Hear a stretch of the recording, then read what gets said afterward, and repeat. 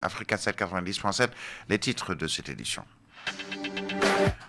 Awalé a célébré ce dimanche son 4e anniversaire, occasion pour son président, le Dr Abdourahmane Diouf, de raffermir ses liens avec militants et sympathisants.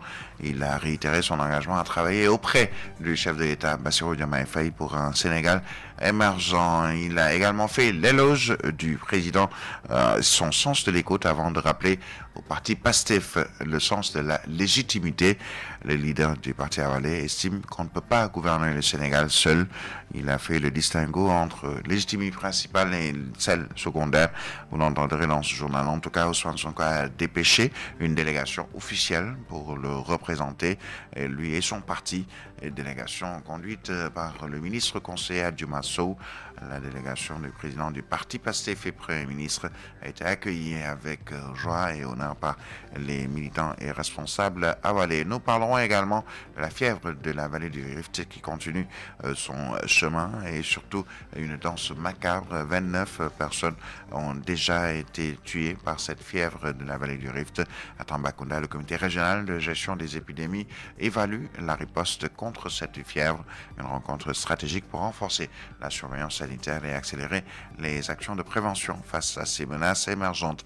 L'actualité hors de nos frontières, nous en parlerons. La revue des titres des quotidiens qui nous sont parvenus, ce sera en fin d'édition. Devant ce micro, Birahim Touré en compagnie de Mohamed Touré. Tout de suite, le développement de ce journal.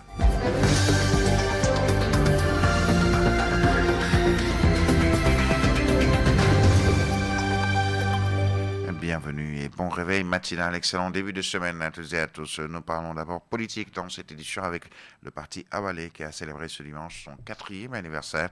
Une occasion pour le docteur Abdourahmane Diouf de raffermir les liens avec les militants et ses sympathisants.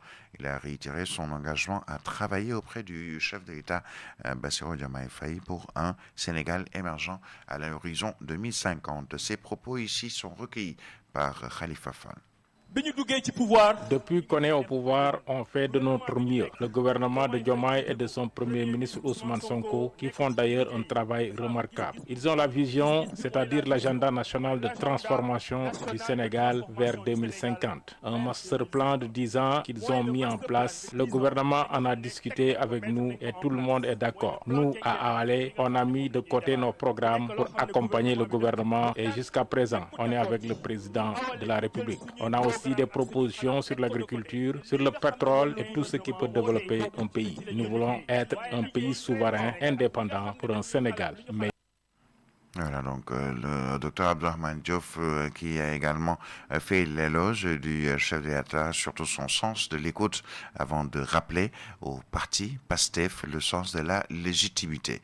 Le leader du parti Awalé estime qu'on ne peut pas gouverner le Sénégal seul. Il a fait le distinguo entre la légitimité principale et celle secondaire. Explication toujours avec le docteur Abdourahmane Diouf. Diomaye est arrivé très mature. Le président Diomaye est arrivé très mature et très responsable lorsqu'on a fait une semaine au pouvoir. J'ai fait une émission pour dire que le président écoute les gens et il comprend facilement les explications. Et il va encore surprendre les Sénégalais. On est là pour l'accompagner, on ne peut pas gouverner seul. La preuve, le parti de PASTEF, que je salue le travail remarquable, mais cela, je le rappelle souvent, qu'on ne peut pas gouverner un pays comme le Sénégal. Je théorise quelque chose.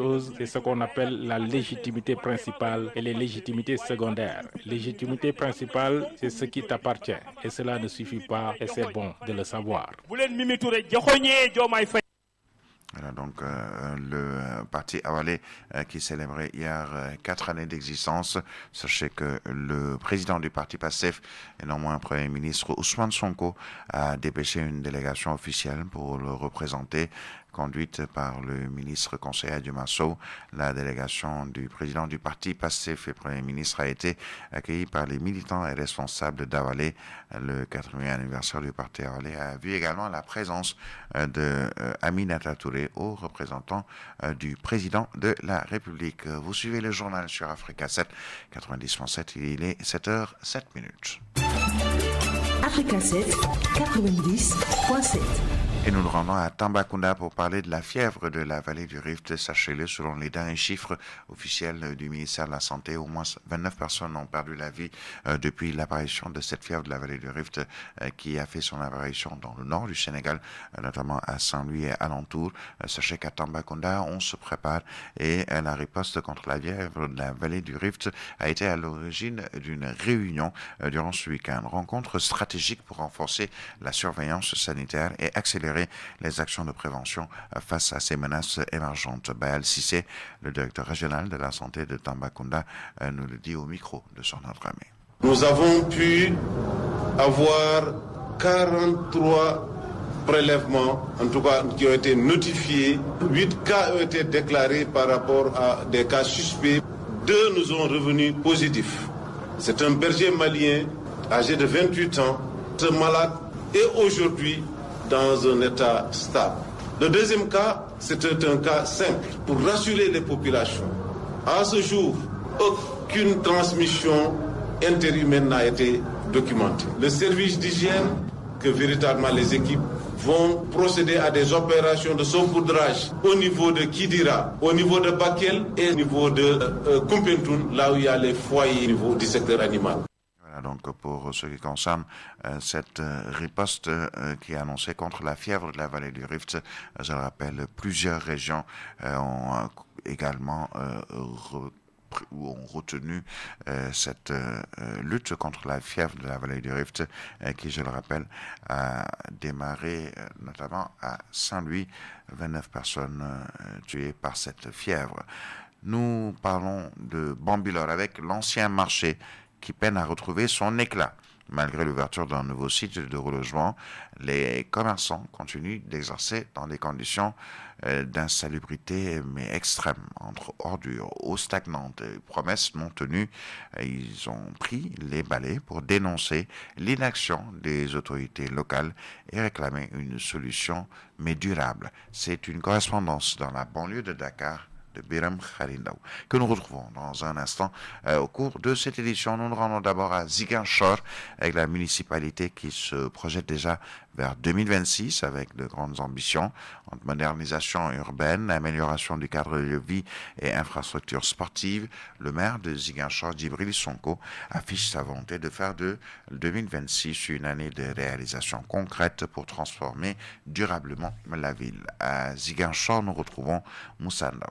Dans le cadre de la responsabilité sociétale d'entreprise, le Club Med, à travers la fondation Club Med, s'impose comme un acteur majeur du développement local. À travers des projets concrets dans l'éducation, la santé, les sports et l'environnement, elle contribue à améliorer les conditions de vie des populations de la commune de Djembérin. Avec la SODECA Casamance et Casamance Santé, la fondation Club Med promeut aussi l'autonomisation des femmes. La SODECA Casamance, avec qui d'ailleurs on a ensemble le projet de don de panier légumes, un projet qui bénéficie à toutes les familles, et pareil parce que c'est un projet aussi qui aide un peu les femmes, et ce projet pareil est porté aussi par la Casamance Santé, pour vous dire que c'est pas un partenaire, c'est un partenaire clé qui gère vraiment l'ensemble de nos projets. Pareil avec la SODECA Casamance. Notre chantier en commun porte sur l'amélioration des conditions sanitaires dans les écoles et dans les ménages vulnérables. C'est un projet qui est toujours en cours avec une subvention de 50 000 euros, près de 32 millions, un projet qui consiste à installer des sanitaires dans les écoles qui sont reculées, pareil aussi dans les ménages des personnes vulnérables. Nous faisons face à des situations où il y a des maisons où nous voyons des personnes qui sont vulnérables, notamment les personnes âgées, mais aussi les personnes à mobilité réduite. Donc la fondation Cangrette, qui est ce partenaire exécutif, lui a présenté ce projet. Elle a accepté d'accompagner dans la mise en place et la mise en œuvre de ce projet. Dans la commune de Djembérin, le tennis et le golf ne sont plus réservés à une élite. Grâce à la fondation du Club Med, des enfants de la commune découvrent ces disciplines et s'y épanouissent chaque semaine. Nous avons 2 écoles de sport que nous recevons au sein même du Club Med, dans nos terrains de tennis et aussi dans l'espace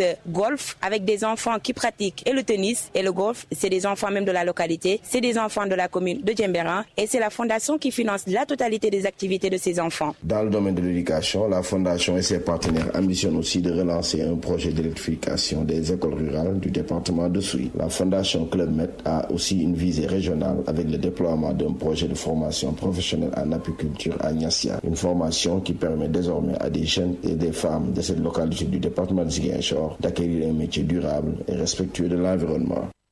Et puis nous revenons dans la banlieue de Dakar avec l'ouverture d'un nouveau site de relogement pour les commerçants de Bambilor, mais seulement ces derniers se posent une question.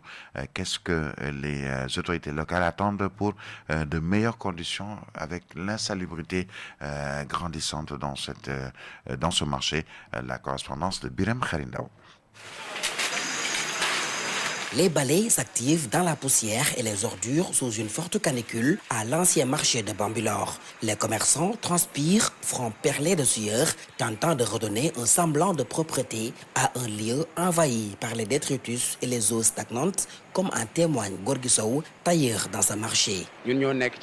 C'est nous qui sommes ici depuis plusieurs années, cohabitons avec les eaux stagnantes et les ordures. C'est notre lieu de travail, notre gagne-pain. À cause de cette situation, beaucoup de tailleurs ont abandonné leur métier. Nous n'avons que ce lieu pour vivre. Si les autorités pouvaient nous aider, ce serait mieux, mais rien ne change.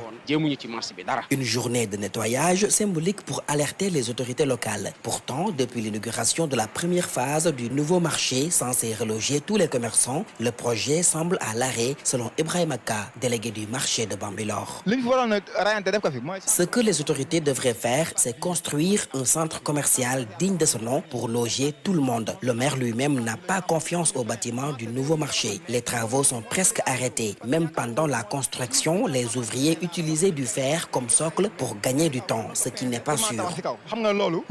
5 ans après les promesses, le vieux marché de Bambilor reste un nid d'insalubrité et de frustration. En attendant une réaction de la mairie, commerçants et habitants poursuivent seuls leur combat pour un cadre de travail plus sain.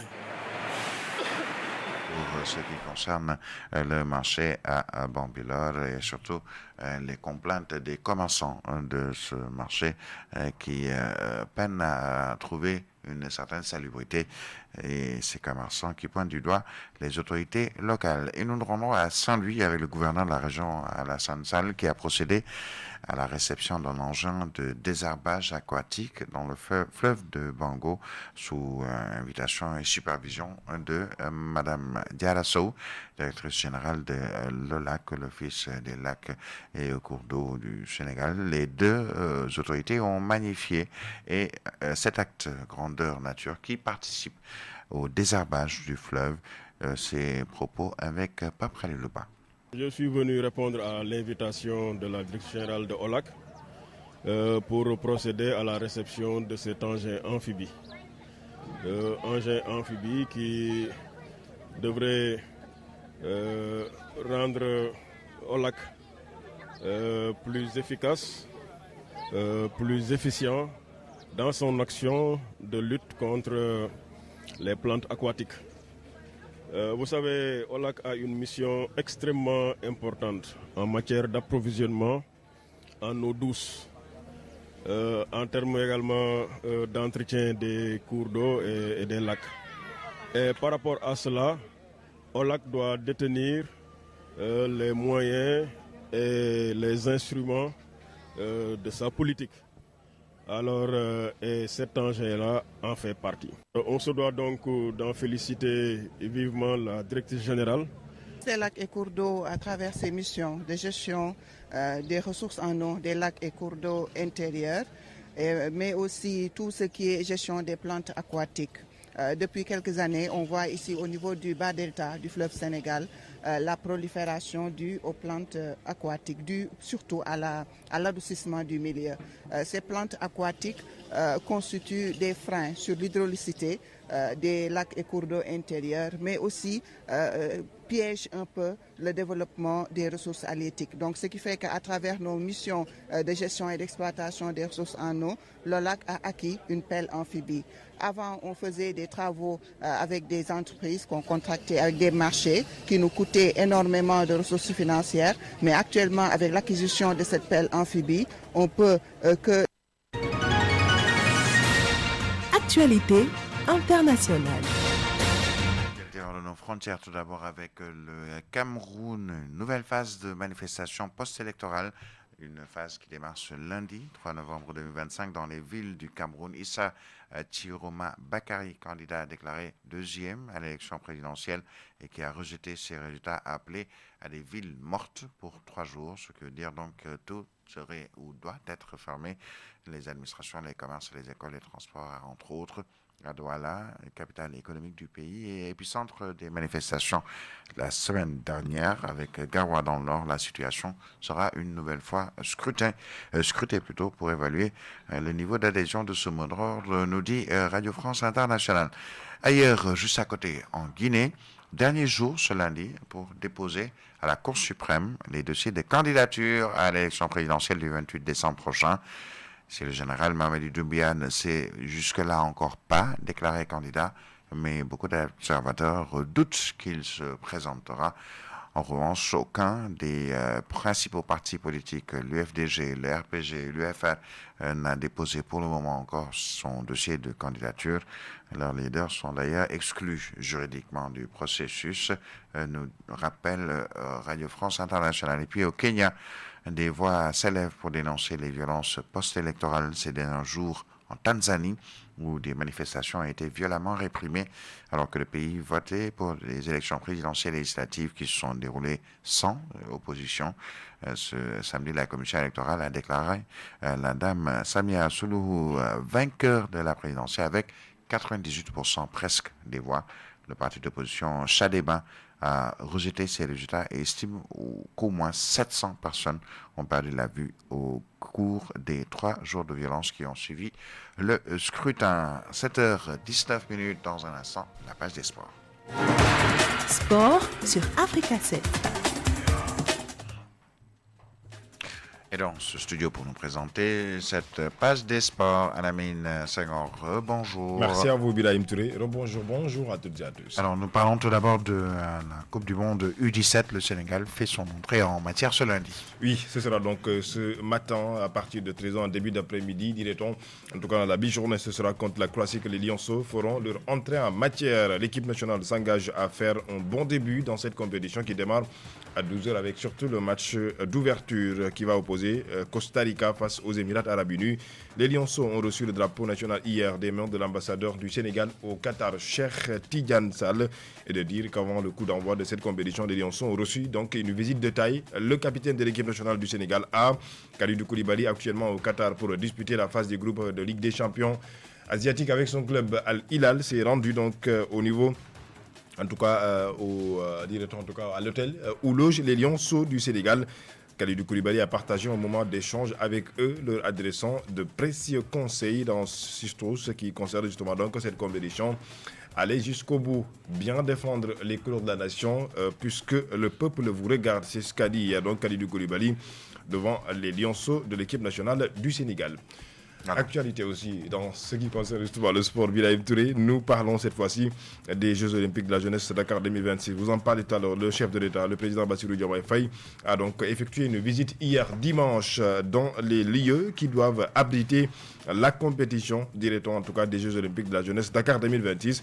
Le chef de l'État attache un prix à ce qui concerne justement donc la poursuite de ces travaux. Il reste tout de même donc exigeant pour la livraison de ces chantiers au délai requis. C'est ce qu'a dit hier le président Bassirou Diomaye Faye avant de donner encore une fois donc rendez-vous qu'il se rendra davantage dans ces lieux pour voir l'état d'avancement des travaux. L'actualité, c'est aussi donc la Ligue 1 sénégalaise Birahim Touré. Eh bien, sachez que le championnat a donc démarré hier ou avant-hier, le samedi. Hier, donc, beaucoup de matchs se sont joués. Nous irons d'abord au niveau donc du sud du pays, à Casamance, où justement, au stade Aline Sitoé Diatta, le Casa Sport n'a pas tremblé pour son retour à domicile. Les Ziguinchorois ont offert donc un véritable festival offensif face aux promus. Cambérène s'imposant sur le score de 4-1. Retour sur les grands, dirait-on en tout cas, moments de ce match avec notre correspondant, Moussa Ndaw.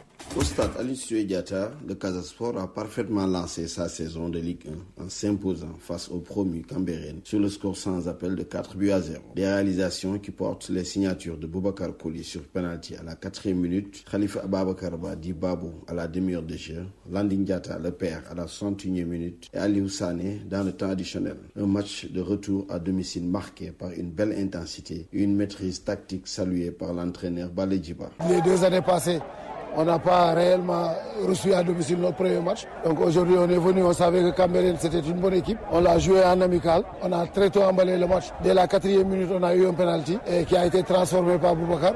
Donc il y avait forcément des espaces, on les a exploités. Aujourd'hui, à la première mi-temps, c'était une première mi-temps très tactique.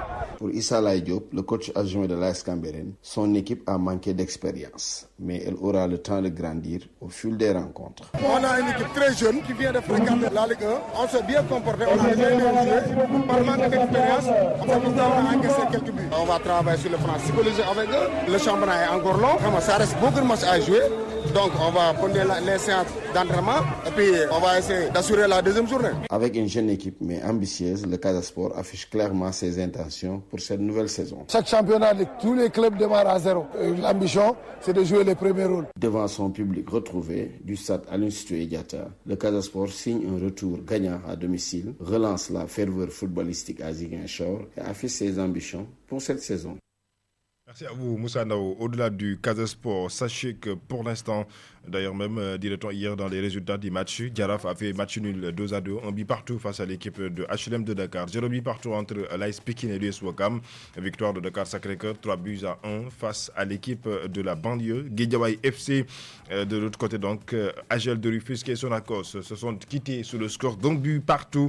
Match nul, 2 buts partout entre Stade d'Embourg et Linguère, 0 but partout entre Walidan et l'équipe de Génération. Je rappelle que le samedi, Tengue FC avait fait aussi match nul face à l'équipe de l'US Gorée. De l'autre côté, en ce qui concerne le classement, pour l'instant, à l'issue de cette première journée de la Ligue 1, Casa Sport et Dakar Sacré-Cœur sont donc à la tête de deux championnats. Guédiawaye FC et AS Cameroun sont donc pour l'instant les deux clubs relégables à l'issue de cette première journée. La Ligue 2 sénégalaise aussi s'est jouée ce week-end.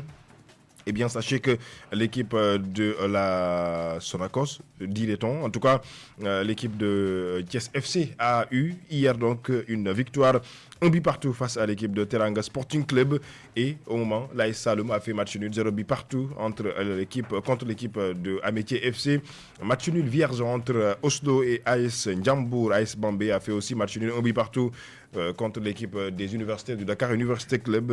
Victoire de Nyaritali, 2 buts à 1 face à Diamolo de Fatigue. Guelwar FC a fait aussi match nul vierge, 0 but partout contre l'équipe justement donc de l'équipe de l'AS Douane. Je rappelle qu'à l'entrée, le samedi, l'équipe de SMA FC avait fait match nul, 1 but partout avec l'équipe de l'AS Kaffrine. C'est donc les résultats de la Ligue professionnelle du Sénégal. Birahim Touré qui a démarré durant ce week-end. Voilà donc pour la page des sports à cette heure passée de 25 minutes. Merci Alain Senghor. Je vais vous aider un peu avec la une des quotidiens qui nous sont parvenus en guise de revue de la presse. C'est dans un court instant. Je rappelle, vous nous suivez sur la 90.7 Africa 7. Africa 7 90.7. La revue de presse.